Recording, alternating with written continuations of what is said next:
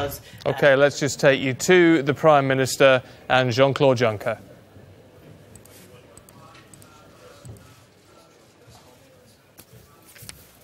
Everybody, welcome to the Commission press room for this joint press conference by President Juncker and Prime Minister May. Without further ado, I give the floor to the President. Prime Minister, ladies and gentlemen, this morning Prime Minister May and I had a meeting to take stock of progress since we met on Monday. I will not hide that in between Monday and this morning we had a lot of talks. The Prime Minister, myself, the Taoiseach and myself, the Taoiseach and the Prime Minister, and that's the reason why I would like to thank the Prime Minister for her determination. I would also like to thank Michel Barnier and David Davis, as well as their teams, for the extremely hard and skillful work over the last weeks and months. We discussed the joint report agreed by the two negotiators. Prime Minister May has assured me that it has the backing of the UK government. On that basis, I believe we have now made the breakthrough we needed. Today's result is, of course, a compromise. It is the result of a long and intense discussion between the Commission negotiators and those of the UK. As in any negotiation, both sides had to listen to each other, adjust their position, and show a willingness to compromise. This was a difficult negotiation for the European Union as well as for the United Kingdom. On last Wednesday, the College of Commissioners gave me a mandate to conclude the negotiation of the joint report, and it had to be concluded today, not next week.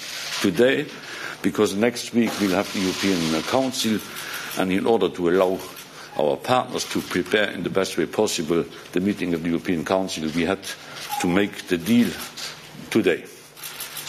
On the basis of the mandate which was given to me by the European Council, the Commission has just formally decided to recommend to the European Council that sufficient progress has now been made on the strict terms of the divorce. Es wurden genügend Fortschritte erzielt, damit wir jetzt in die zweite Phase der Verhandlungen eintreten können. Nous avons pu faire les progrès suffisants pour que désormais... Well, just while we're getting that in French, let's just briefly talk to Mark Stone. So, a compromise, but a breakthrough.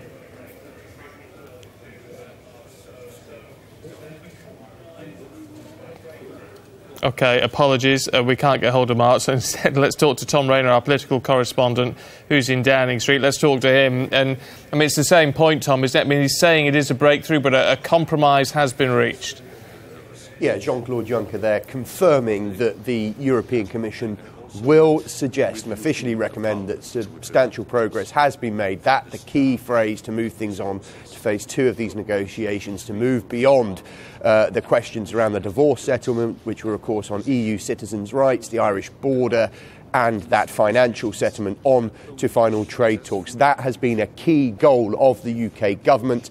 Theresa May very concerned to try and move that on before the end of the year, because domestically there's all the pressure from the businesses who are working out whether or not they need to activate contingency plans if there are not details in place for a transition deal. So this will be very good news for the government. It's something they have worked hard for. It's something they thought they had in place on Monday until things fell apart. But I think the key, Stephen, now is what the terms were.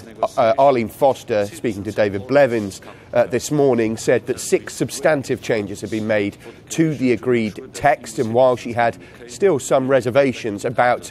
OK. The European Union. EU citizens have made important life choices on the assumption that the United Kingdom was a member of the European Union. Brexit created great uncertainty for those citizens and for their families. Today, we bring back the certainty. The Commission's negotiators have made sure that the choices made by the EU citizens living in the UK will be protected.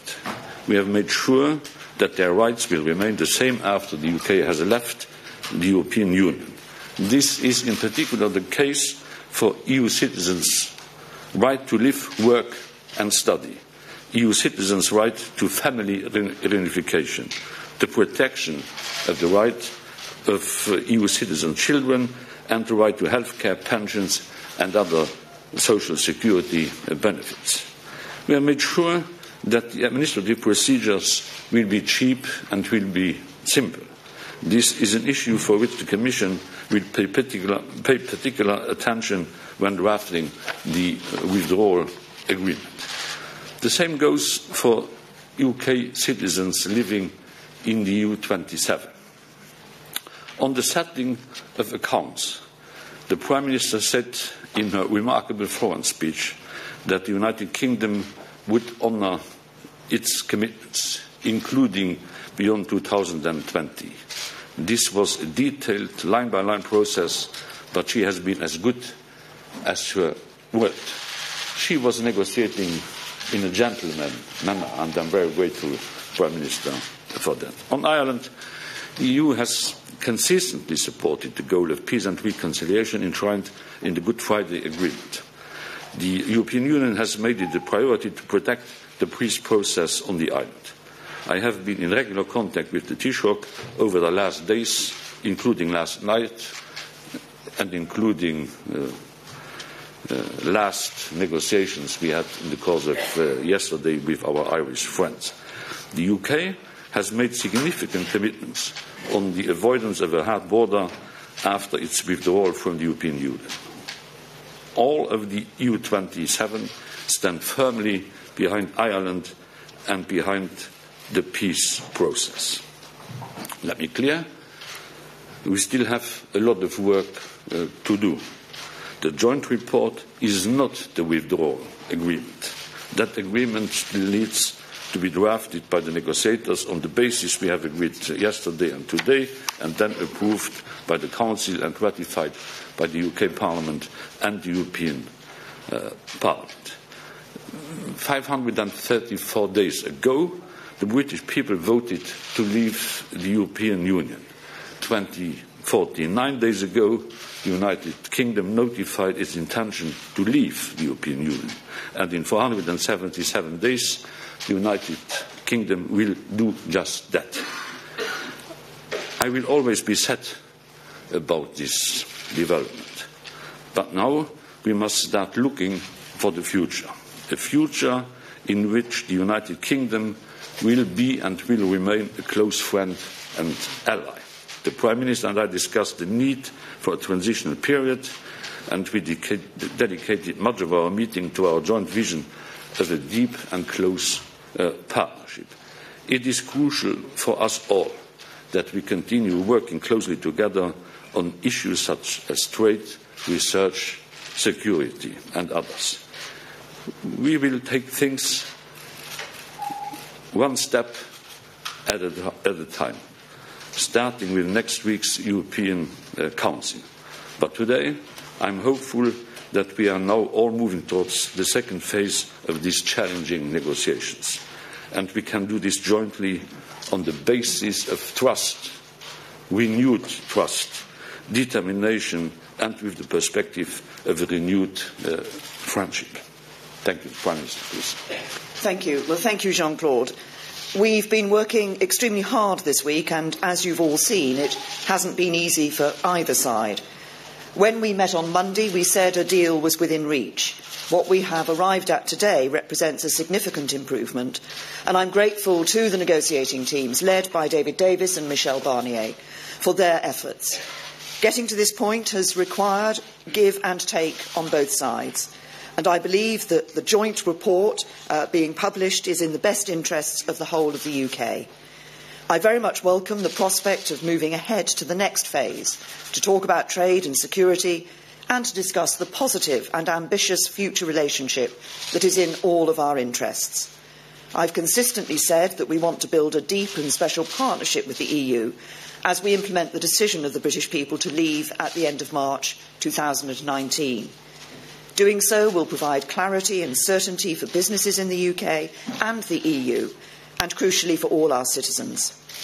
The deal we've struck will guarantee the rights of more than 3 million EU citizens living in the UK and of 1 million UK citizens living in the EU. EU citizens living in the UK will have their rights enshrined in UK law and enforced by British courts. They will be able to go on living their lives as before.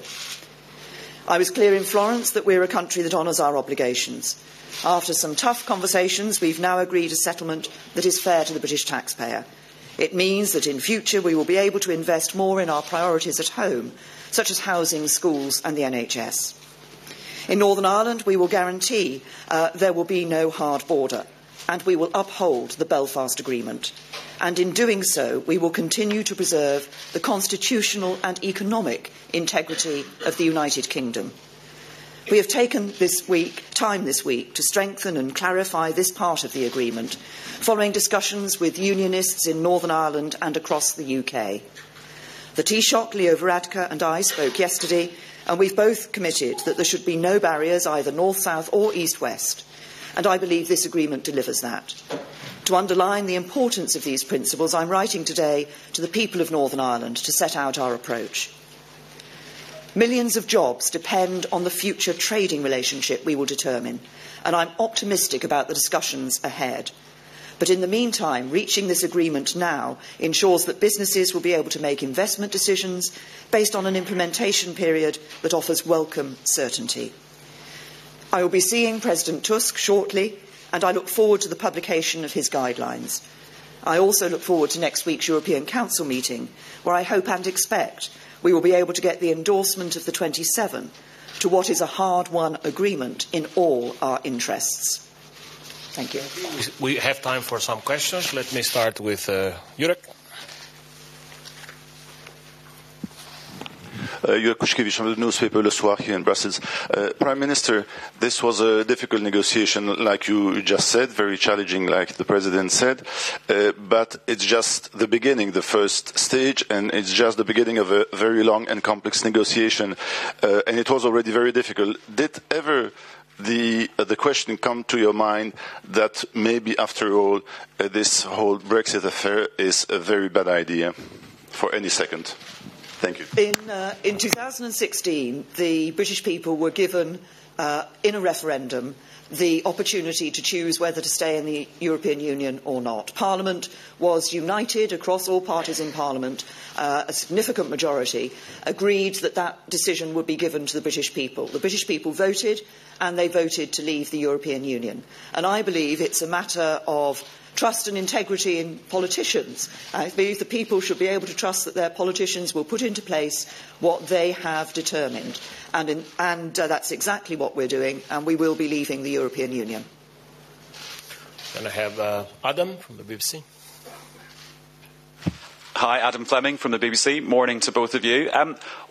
What is the biggest compromise the other side has made to get you to this point today? And was it a champagne breakfast? This was a question, actually, of coming together and working together for a report and agreements that were in the best interests of all sides. It's been finding the way through that enables us to deliver for citizens, to deliver on the financial settlement, and also, crucially, to deliver in relation to Northern Ireland that agreement on no hard border, but also respecting the constitutional and economic integrity of the United Kingdom. That's what we've been working to. That's what I believe this joint report sets out. And Verena from the German news agency, DPA. Morning. Mr. Prime Minister, the arrangement seems to mean a special status for Northern Ireland. How come your partner, the DUP, accepted that? And will it not mean that the rest of the UK will also remain in the single market? No, it doesn't actually mean what you've suggested. We're very clear. If you look at the agreement, at the text of the joint report, it says that we will work to achieve the relationship, the trading relationship between the UK and the European Union that we want to see, that we believe will also be the good trading relationship for Northern Ireland. If that is not the case, then we will look for specific solutions to what are the unique circumstances of Northern Ireland. Everybody recognises that because Northern Ireland is the only part of the UK with a land border with a country that will be remaining within the European Union, that is a set of unique circumstances, and indeed there are already unique circumstances and specific solutions for Northern Ireland. There's a single electricity market across the island of Ireland, for example. But I'm confident that we can, in negotiating the future trade relationship, we can ensure that we both won't have a hard border in Northern Ireland, but that we will retain the economic integrity of the single market of the United Kingdom. Mark, go ahead. Good morning to you both. Mark Stone from Sky News. Prime Minister, could I ask you, in simple terms, what has changed between Monday's lunch and now, which allows you to say a deal's done now and you couldn't on Monday? And President Juncker, for you, if I may, specifically on the European Court of Justice, it was one of the big sticking points. The Prime Minister says now that EU citizens in the UK will be under UK law and UK courts. Is that correct? And are you happy with that? Should I take it? No. So on the first point, as we both said when we stood here on Monday, there were a couple of issues that we still had to finalise as we went through the last few days. But as I said in the remarks that I've just made, we have one of the things you can see is a strengthening of the commitments in relation to Northern Ireland and the United Kingdom. I think that's important. I think that's helpful. So within the joint report, you will see the commitment both to no hard border between Ireland and the Northern Ireland, but also that we ensure that we retain that constitutional integrity and economic integrity of the United Kingdom. For EU citizens, the European Court of Justice will still be competent. Michel Barnier will explain you later on in detail what this is about, because it would take too much time to explain this in detail. This concludes our press conference. Thank you all.